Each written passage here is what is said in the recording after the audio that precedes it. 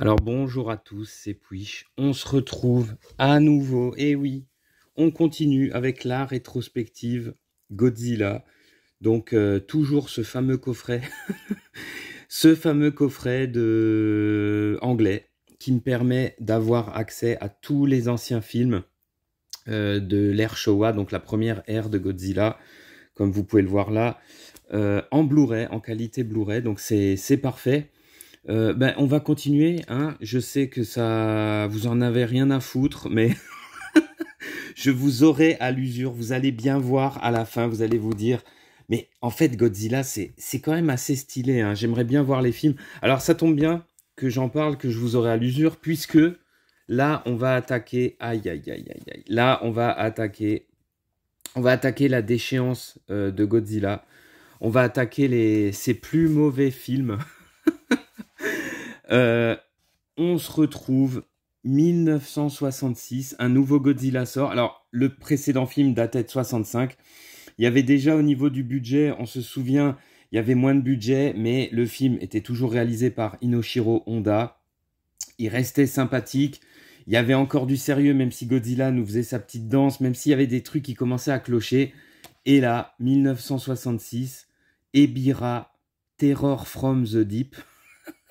Alors, une terreur qui va évidemment foudroyer le spectateur amateur de kaiju et de notre monstre préféré, évidemment. Donc, c'est un film... Alors, Inoshiro Honda, lâche l'affaire. Le sieur... Oh putain, je sais pas comment le mettre. On va le mettre comme ça. Le sieur Honda, lâche l'affaire. Merde, putain, c'est pas possible, hein. Le sieur Inoshiro lâche l'affaire. Il se dit, bon, la licence, elle est rincée. Les producteurs sont plus avides que jamais. Ils me donnent plus une thune pour faire les films. Il faut pondre un film en moins d'un an de nouveau. Donc, il lâche l'affaire. À la place, on a le sieur Jun Fukuda. Alors, lui, j'ai envie de dire, c'est le yes man de la Toho par excellence, hein. J'ai envie de dire, c'est le fossoyeur de la licence. C'est lui qui va amener la licence dans le gouffre. Et il commence déjà très fort avec ce Ebirah Terror from the Deep qui, en tant que fan... Alors, j'aime bien ce film. Personnellement, j'aime bien ce film. Mais alors, attention, hein. Là, on est déjà sur... c'est-à-dire là, on dérive déjà sur le gros nanar. Le gros nanar.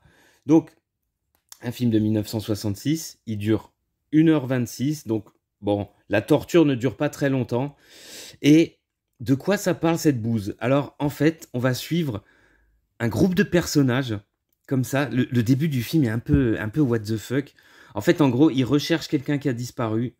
Ils vont prendre un bateau, puisque apparemment il a disparu en mer. Ils vont prendre un bateau, ils partent à l'arrache, comme ça, au large. Alors déjà, c'est n'importe quoi. Ils vont se retrouver dans une tempête. Et ils vont échouer sur une île. Et c'est pas n'importe quelle île, c'est une île bien particulière où en fait il y a une putain d'armée. Ça s'invente pas. Il y a une putain d'armée de terroristes.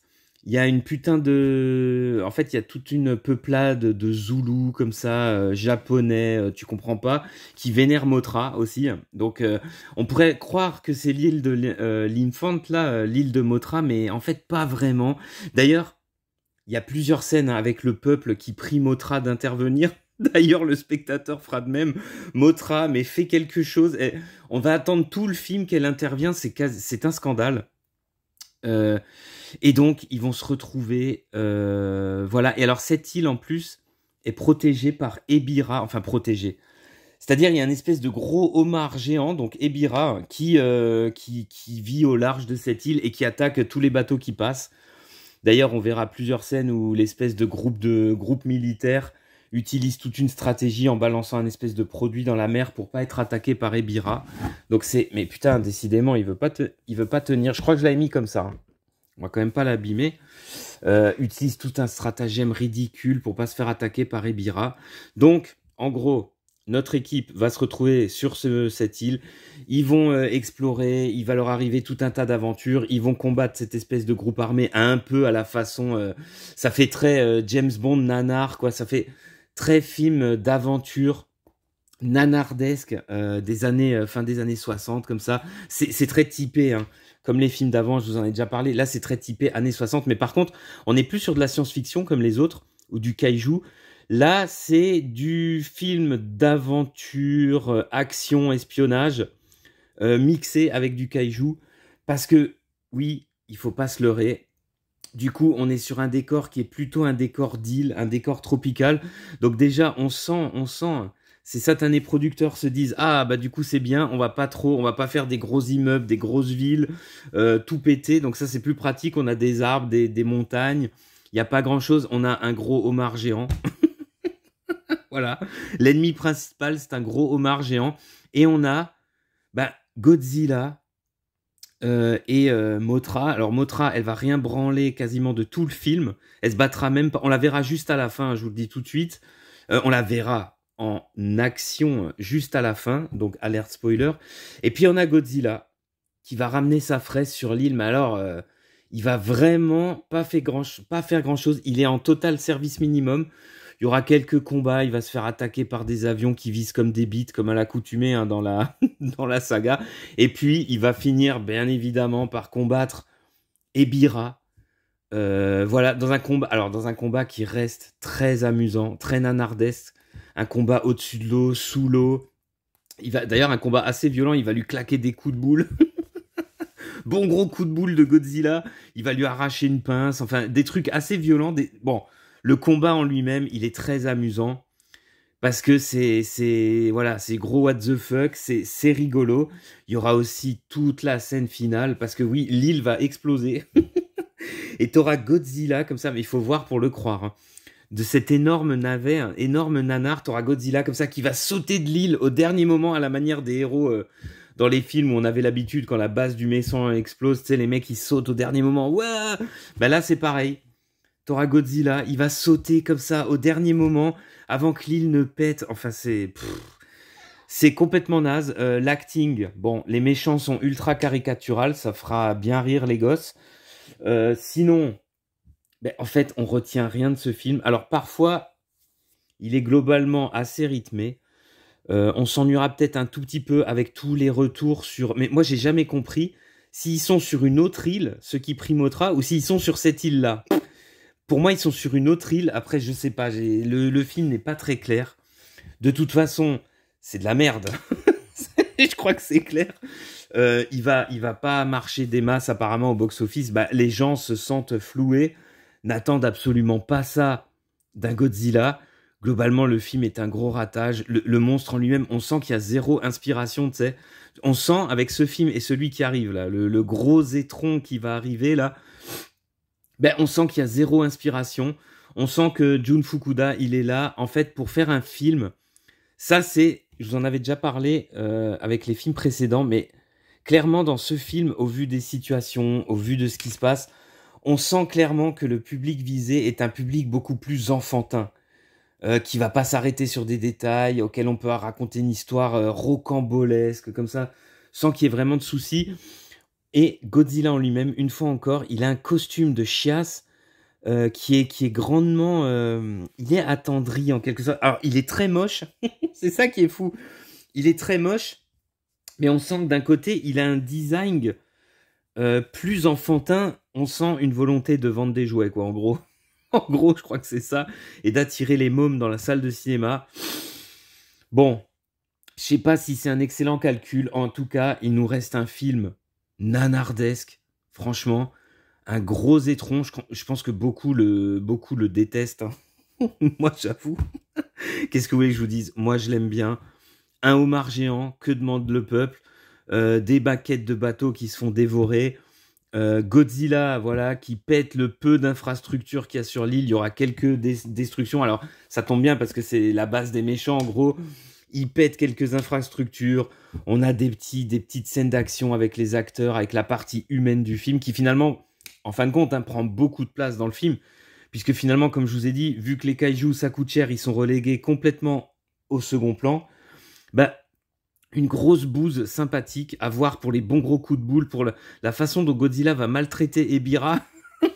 On sent clairement qu'il prend plaisir à le massacrer. Ça aussi, du coup, c'est pas tellement. Du coup, on se dit, vu que la cible c'est les gosses, il y a peut-être d'autres moyens que de montrer Godzilla arracher des pinces à un crabe, un homard géant. Enfin, C'est vraiment n'importe quoi, mais rien ne vous prépare au film qui va sortir l'année d'après, 1967, toujours sous la direction impeccable, impériale, j'ai envie de dire, du sieur Fukuda Jun, sort donc Le Fils de Godzilla, un film d'1h26, pareil, une torture intégrale pour notre monstre préféré.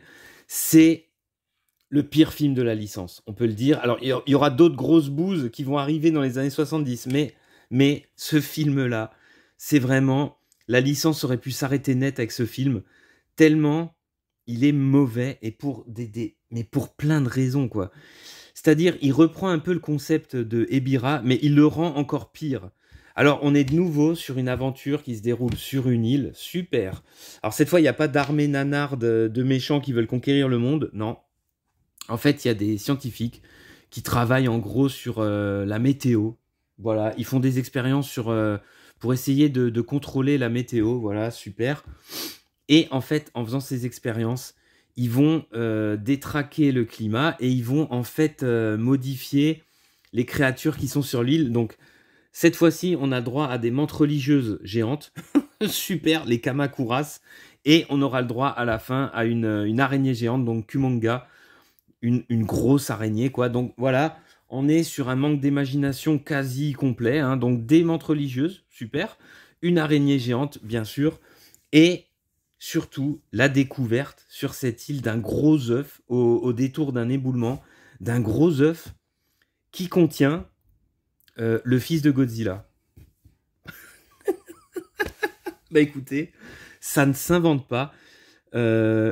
Minilla donc apparaît, donc le personnage de Minilla, le ignoble. Alors, le costume, il est dégueulasse. Il fait des bruits d'otarie. Alors ça, j'ai pas compris. Hank, hank, hank, hank. Alors, pendant une grande partie du film, il fait des bruits d'otarie. Il est insupportable et surtout, il est d'une laideur. Mais globalement, hein, Minilla, et alors Godzilla, j'en parle même pas. C'est son pire costume ever. Ils l'ont modifié pour ce film. Il a un look, mais il est affreux. Il est affreux. On dirait un vieux pneu fondu. Tu comprends pas. Sa première apparition où il sort de l'eau, mais voilà, c'est l'horreur absolue. Ensuite, Minilla, il n'y a aucune explication, mais c'est ça qui est complètement dingue dans le film. Il n'y a aucune explication sur le fait que Minilla serait son fils. Il le prend sous son aile. Apparemment, c'est une créature, voilà, c'est la même créature que lui, a priori. Il le prend sous son aile. Voilà, on aura plein de petites scénettes en mode père-fils, où il lui apprend les bases, il lui apprend à hurler, il lui apprendra à faire son laser dans des phrases, dans dans des scènes, mais d'un ridicule absolu. Alors bien sûr, ça fait rire. L'autre qui se frotte le ventre pour balancer un espèce de petit laser, mais c'est complètement pété. Godzilla qui lui écrasera comme ça la queue, après on verra sa tête, là, il va cracher un laser, il va enfin y arriver. Enfin, c'est complètement pété. Godzilla en mode daron qui frappe ses mômes. Il va le frapper plusieurs fois. L'autre, il lui jette des cailloux. Enfin, il y a tout que des scènes. Godzilla qui dort sur le côté qui dort comme ça, qui fait sa sieste. Enfin, c'est vraiment en mode papa ours. Mais est-ce que les gens qui ont fait ce film se rendent compte que quand on va voir un film de Godzilla, je sais pas si vous voyez l'écart maximal qu'il y a entre le film de 54 et ça. Puis surtout, ce qu'il faut bien voir, c'est que le film, vraiment, mais transpire le ringard. Mais le ringard, quoi, de A à Z. Il faut voir à quel point c'est laid, à quel point c'est ringard, à quel point, je suis sûr que même à l'époque, ça devait être considéré comme has-been. D'ailleurs, le film fera un bide cataclysmique. Mais regardez-moi ça, voilà. Voilà.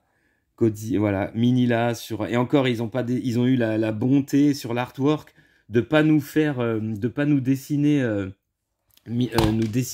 la gueule qu'a Godzilla dans ce film. Bah, c'est une catastrophe industrielle. C'est un nanar, mais vraiment, c'est un nanar 5 étoiles. Je vous l'ai déjà dit plusieurs fois, mais si vous voulez vraiment voir à quoi ça ressemble, un gros film de merde, mais vraiment un gros film de merde où il n'y a rien qui va. L'histoire, on s'en bat les steaks, elle est complètement idiote. Les acteurs, Si je devais peut-être sauver un truc, à la limite, c'est l'acting n'est pas dégueulasse. Voilà. Bon, c'est complètement pété. Faut voir les effets spéciaux. Alors on va dire oui, mais puis c'est un vieux film. Non, non, non, comme je vous l'ai dit, moi je pense que celui-là, même à l'époque, il était à chier. Faut voir les scènes où t'as la meuf, il y a une meuf genre des forêts comme ça, mais c'est complètement nanar. Une espèce de Robinson Crusoe à 2 balles. Il y aura une amourette dégueulasse avec un des personnages principaux, mais c'est à chier. Faut la voir donner des espèces de gros melons comme ça, je sais plus comment ça s'appelle, à Minila, lui jeter dans la bouche. Mais faut voir les effets spéciaux, les incrustations ignobles. Et puis, il y a quand même des trucs de taré dans ce film. Un des trucs qu'il faut avouer, moi je trouve, les Kamakura, c'est Komonga. En fait, le costume et surtout le côté pantin avec toutes les pattes, hein, évidemment de l'araignée et de la menthe religieuse, ça, c'est peut-être le seul truc à sauver du film. Je trouve que les créatures sont pas mal, en fait. Elles sont assez bien faites. Le seul problème, et pas des moindres, c'est que, et encore plus dans cette version Blu-ray, hein, qui est tout à fait très propre, mais on voit les fils, mais mec, à aucun moment, ils ont essayé de, en fait, d'effacer les fils, de les cacher. Tu vois tous les fils du pad. Alors, l'araignée, il doit y avoir une dizaine de fils comme ça pour la faire se mouvoir, mais on les voit, putain, on les voit quasiment sur tous les plans.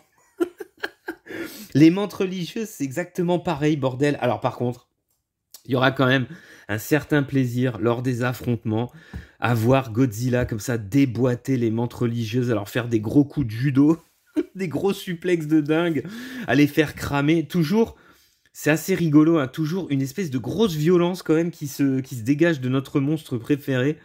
Donc ça, c'est pas mal, mais voilà. Mais au niveau de la réalisation, c'est de la chiasse à cosmique. Il y a un plan, je suis désolé, ce film contient un plan large, comme ça, où on voit les projecteurs. Il y a un plan large où il combat les menthes religieuses, où il y a Godzilla, Minilla, les menthes religieuses, un plan large, on voit tous les projos, on voit le décor du ciel qui s'arrête, on voit tous les projos au-dessus. Voilà, j'ai envie de dire, quand tu gardes un plan comme ça pour ton film, j'ai envie de dire c'est signé. C'est signé, rien à branler. C'est signé gros caillou de merde. Bah, je pense que vraiment, ce film, bah, c'est un film qui a failli couler la licence. On verra dans la prochaine vidéo qu'ils ont essayé de se rattraper dans le film d'après. Et ils ont réussi d'ailleurs, c'est complètement fou. Hein. Mais c'est un film qui a failli couler la licence par sa nullité absolue. Par, bah, en fait, le côté... si vous adressez aux gosses, mais même pour les enfants, faites un truc stylé, faites pas cette merde. Parce que oui, effectivement, on sent là clairement que le film s'adresse uniquement aux enfants et à votre serviteur, les amateurs de grosses daubes irrattrapables devant l'éternel. Alors, ce film-là, hein, quand vous le revoyez aujourd'hui, ou quand vous le revoyez dans le cadre d'une rétrospective, mais c'est du caviar. C'est vraiment, il fait partie des saints grâles du nanardeur, de ces nanars qui côtoient l'excellence, qui arrivent à gâcher voilà, des séries, qui arrivent à gâcher des monstres mythiques. Tu te dis, mais bordel de merde, mais qu'est-ce qui s'est passé? Un film rempli uniquement de mauvaises décisions, ça fait plaisir. Effets spéciaux de merde, monstres de merde, costumes dégueulasses. On se fait chier quand même, faut avouer. Dès qu'il n'y a pas les monstres, dès qu'il n'y a pas les scènes complètement pétées, bah, globalement, on se fait chier. Hein. Franchement, leur histoire de température, de machin. Alors, il y aura de la neige sur la fin, c'est pas mal. C'est assez sympathique. On aura, ouais, la grosse araignée avec le combat final, mais tout est éclataxe. Vraiment, une bouse cosmique. La licence va-t-elle s'en remettre? Bah, vous vous en doutez que oui, puisque aujourd'hui, ça existe toujours, hein. Alors là, on est très très loin de Minus One. Là, on est à des années-lumière hein, du film. Ben, écoutez, sautez dessus. Moi, je ne saurais que vous les conseiller, ces deux films, pour voir à quel point on peut faire n'importe quoi, mais vraiment n'importe quoi. Bon, sinon, vous avez la trilogie Star Wars de Disney, mais pour montrer à quel point on peut tout gâcher, faire n'importe quoi, mais tout de même, hein, ça fait rire. Pour moi, c'est des nanars 5 étoiles. Le fils de Godzilla, c'est vraiment du lourd. On va s'arrêter là et je vous dis à plus pour de prochaines vidéos.